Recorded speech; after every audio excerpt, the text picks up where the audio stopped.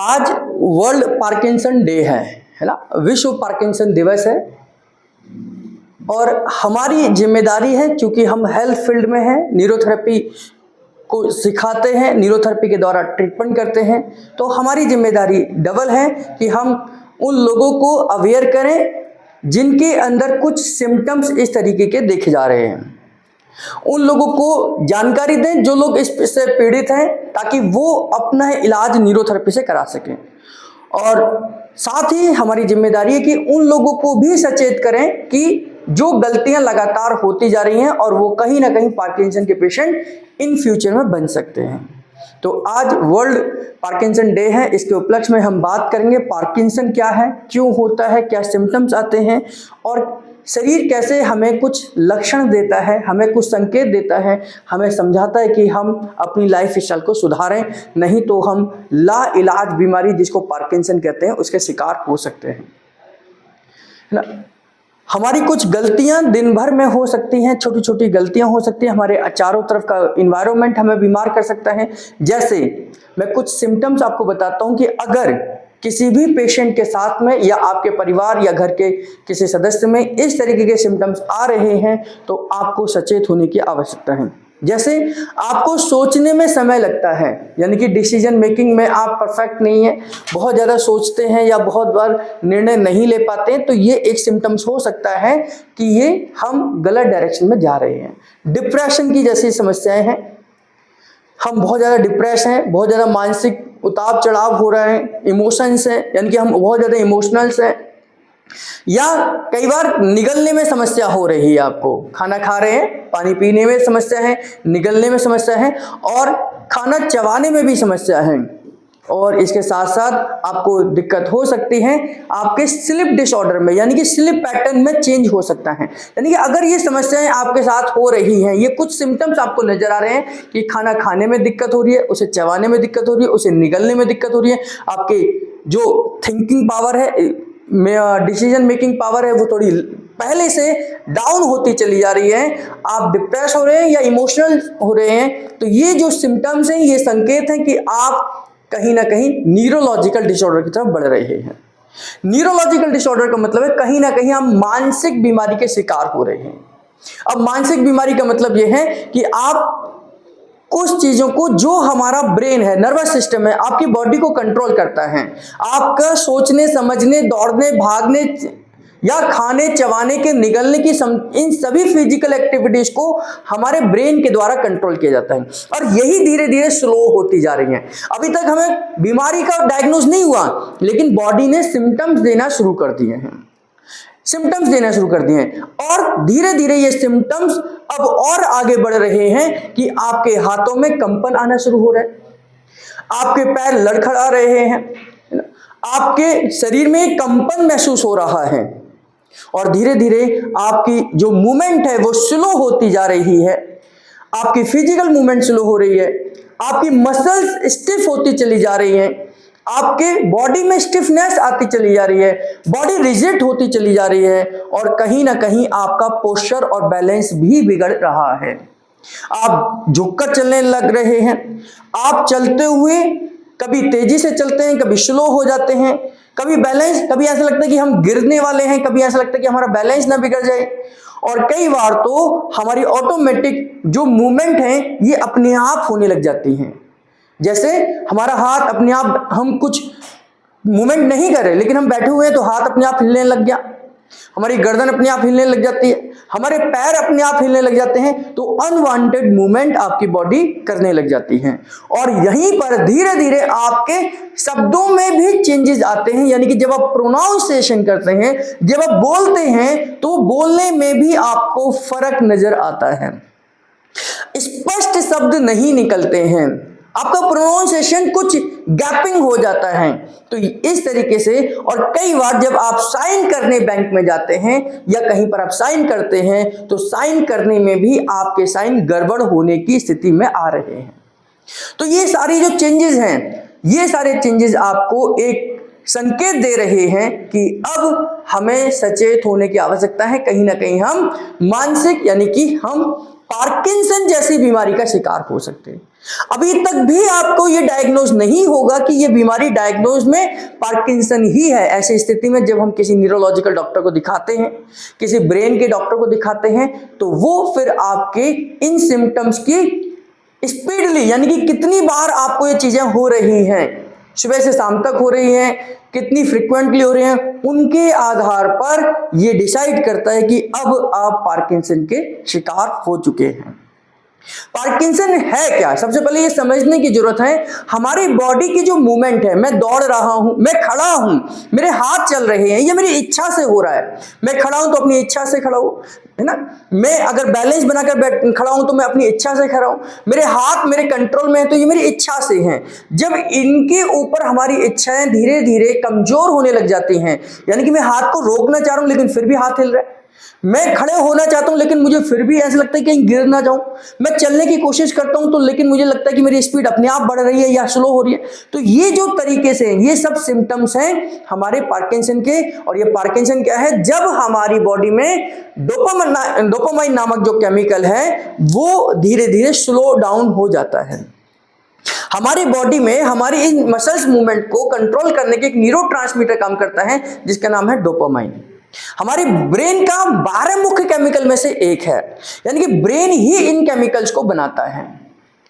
According to medical science कि brain ही इन medicals को बना सकता है, और इसमें जब ब्रेन इन केमिकल्स को नहीं बनाता है तो इनकी एब्सेंस में हमारे शरीर के अंदर ये कंपन आना शुरू हो जाता है, इस तरीके की मूवमेंट्स आती हैं। और वहीं पर एक हमारी बॉडी में ब्रेन के अंदर एक पार्ट है जिसको हम बेसल गैंग्लिया कहते हैं।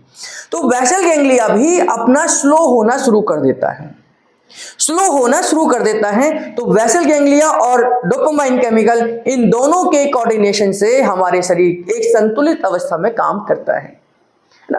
तो इस तरीके के, और जब ये नहीं बनते हैं तो हम किसी डॉक्टर के पास जाएंगे, डॉक्टर हमें एक केमिकल देता है, एक मेडिसिन के रूप में, केमिकल के रूप में मेडिसिन देता है जिसका नाम है सिंडोपा या लिप्डोपा। इस तरीके की मेडिसिन जब हम खाते हैं तो वो बॉडी के अंदर जाकर सिंडोपा में कन्वर्ट हो जाती है, और वह केमिकल वही काम करता है जो बॉडी का नेचुरल बनने वाला न्यूरोट्रांसमीटर जिसे हम डोपामाइन कहते हैं, ये काम कर रहा होता है।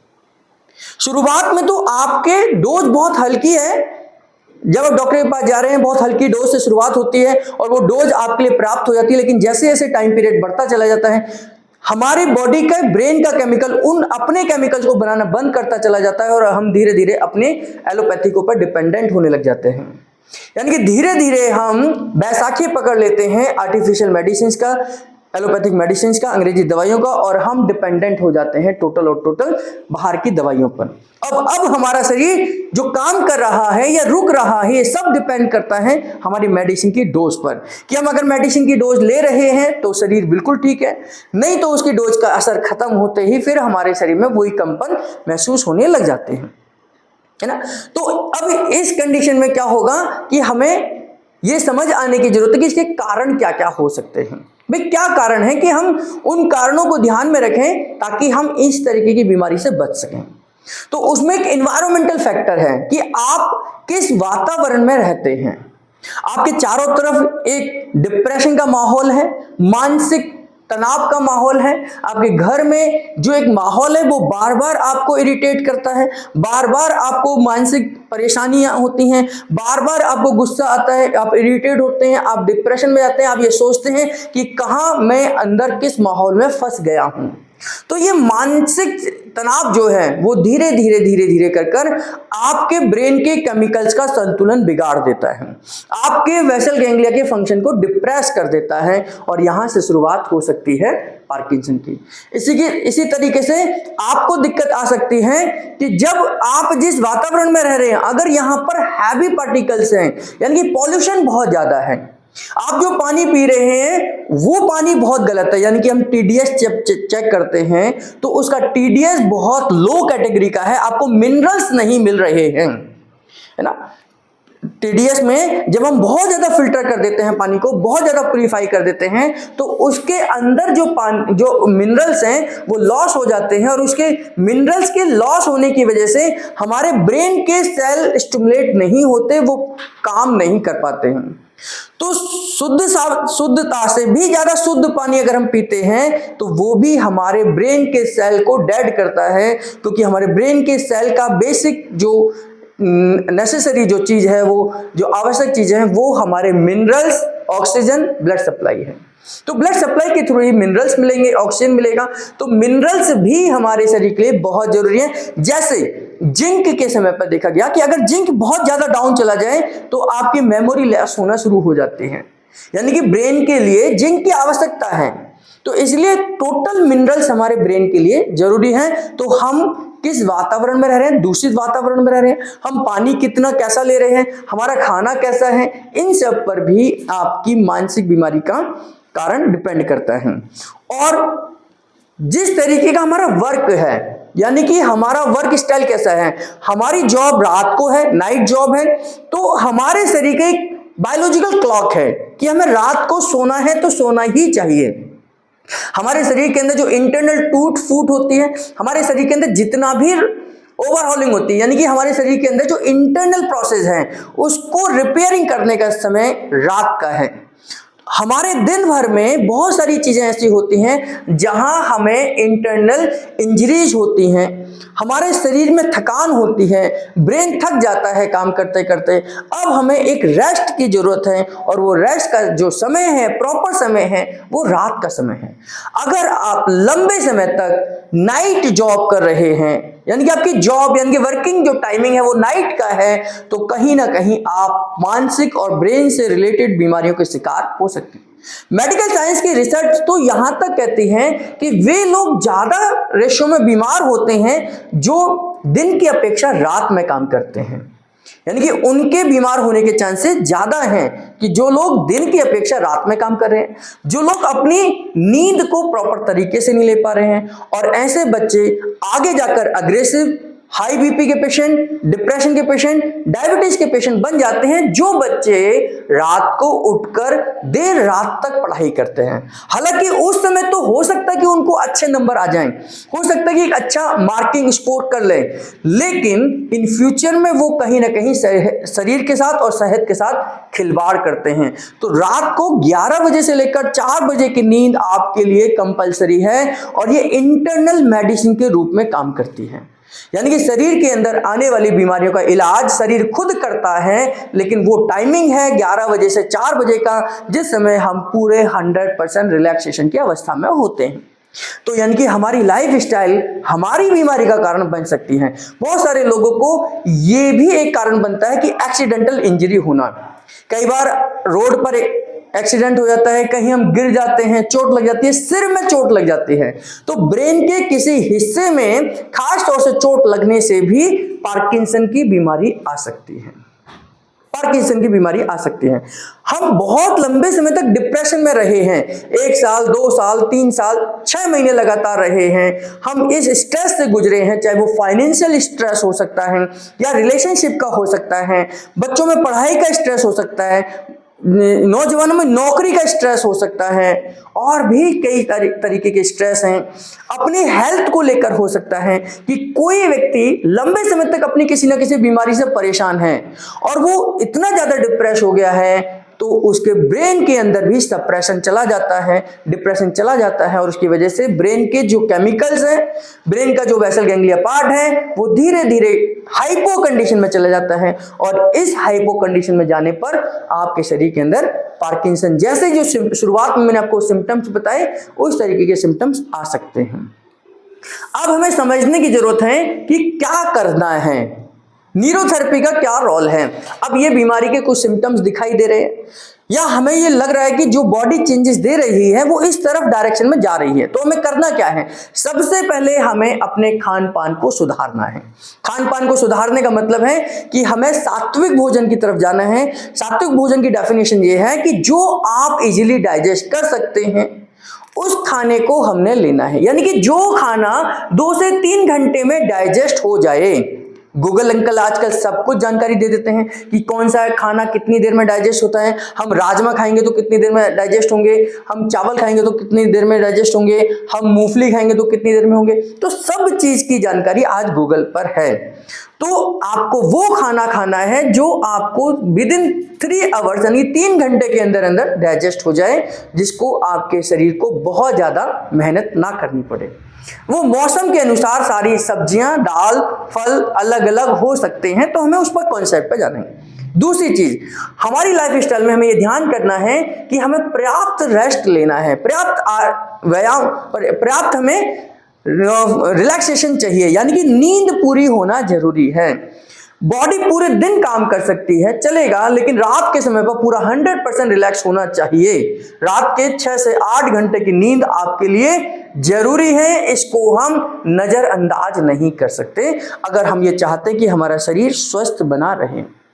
तीसरी चीज कि हमें अपनी टाइमिंग्स को, बायोलॉजिकल क्लॉक को सेट करना चाहिए। ऐसा नहीं कि अभी हम कभी 12 बजे सो रहे हैं, कभी 3 बजे सो रहे हैं, कभी 9 बजे सो रहे हैं, तो हम सो तो 6 घंटे रहे हैं लेकिन उसका टाइमिंग फिक्स नहीं है। कभी हम 9 बजे ब्रेकफास्ट कर रहे हैं, कभी 8 बजे कर रहे हैं, कभी 11 बजे कर रहे हैं, कभी हम दोपहर का लंच सुबह दोपहर 2 बजे कर रहे हैं, 1 बजे कर रहे हैं, 3 बजे कर रहे हैं, 4 बजे कर रहे हैं। तो इस तरीके से अगर आपकी लाइफ स्टाइल गड़बड़ है तो भी आपके शरीर के अंदर बायोलॉजिकल क्लॉक सेट ना होने की वजह से आपका जो गैस्ट्रिक जूस है, आपके हार्मोन्स हैं, आपके मिनरल्स हैं, वो प्रॉपर तरीके से काम सही समय पर नहीं करेंगे।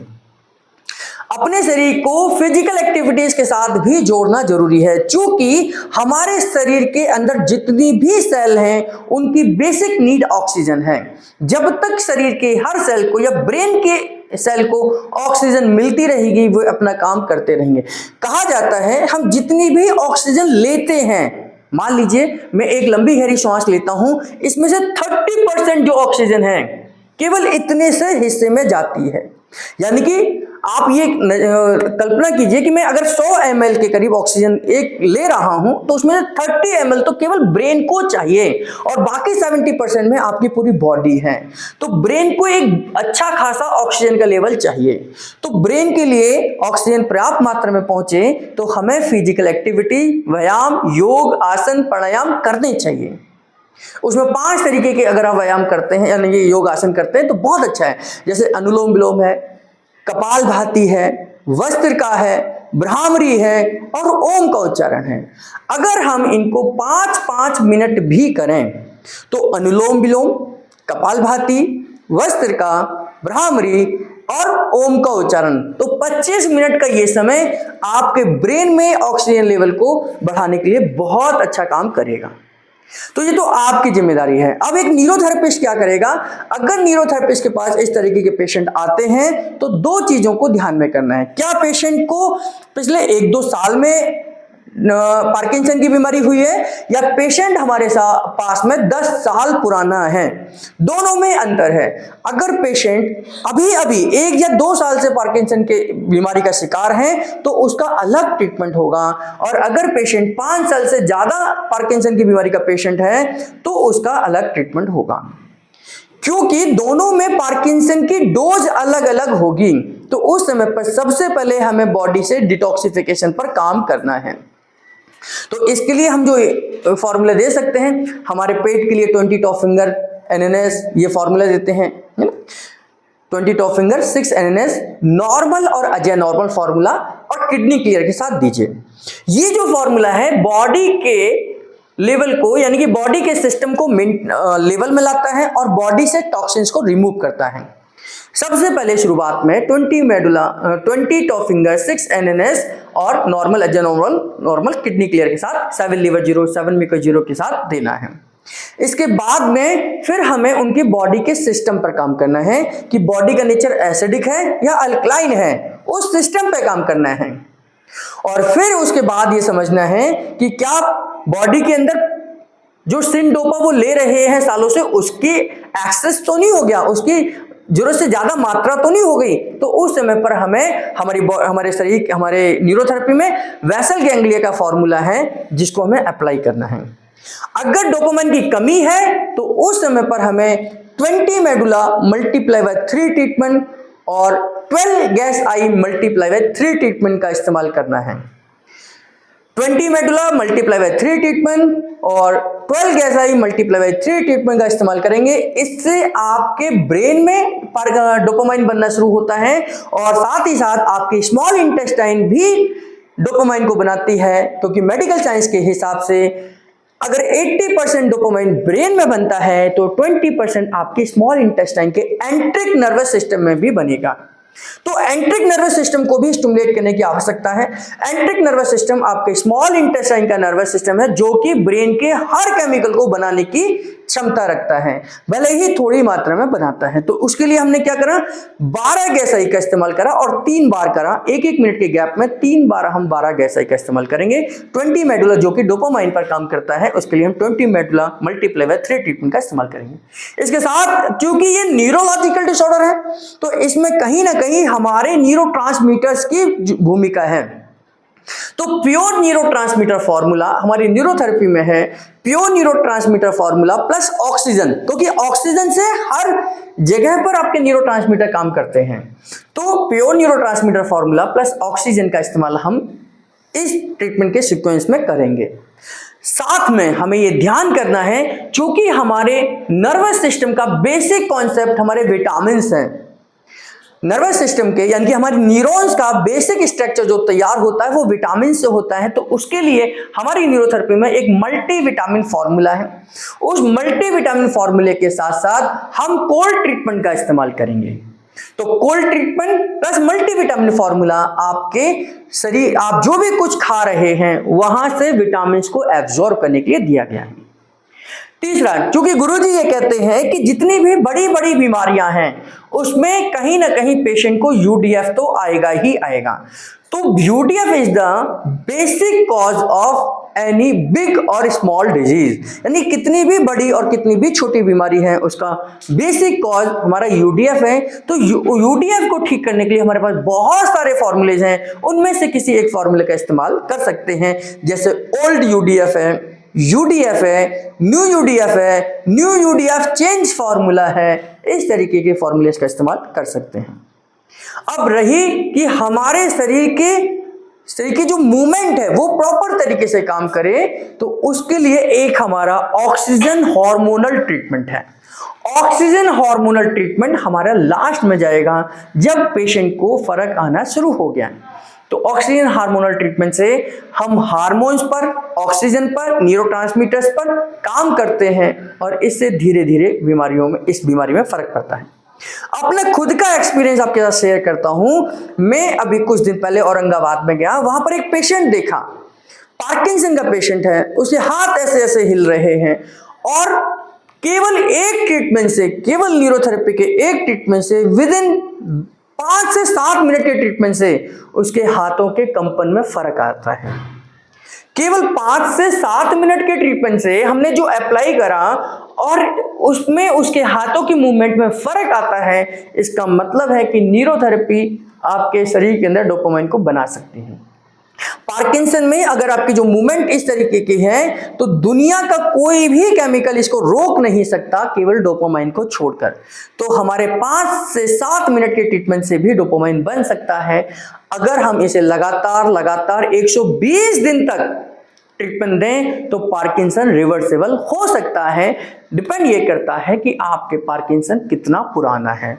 अगर शुरुआती दौर में है तो 101% हम उसे रिवर्सेबल ला सकते हैं, क्योंकि हम रूट कॉज पर काम करेंगे। जैसे कि मैंने शुरुआत में बताया कि अगर इंजरी की वजह से पार्किंसन हुआ है, फिर में चोट लगने की वजह से हुआ है, कई बार बचपन में या कई सालों पहले सिर में चोट लगने के कारण बाद में पार्किंसन होता है, क्योंकि ये बीमारी ज्यादातर उम्र दराज के लोगों को आती है, यानी कि जो लोग एजेड हैं, बुढ़ापे की तरफ हैं, प्रौढ़ हैं, बुजुर्ग हैं, उनको ये बीमारी आती है, क्योंकि जवानी के समय पर की गई गलतियों का असर हमें बुढ़ापे में नजर आता है। यानी कि उस समय पर अगर कोई एक्सीडेंट हुआ है तो जब हमारी सेल डीजनरेट हो रही होंगी, हमारी सेल डाउन हो रही होंगी, बूढ़ी हो रही होंगी, तो उस समय पर हमारी उन बीमारियों का असर हमें समझ आना शुरू होगा।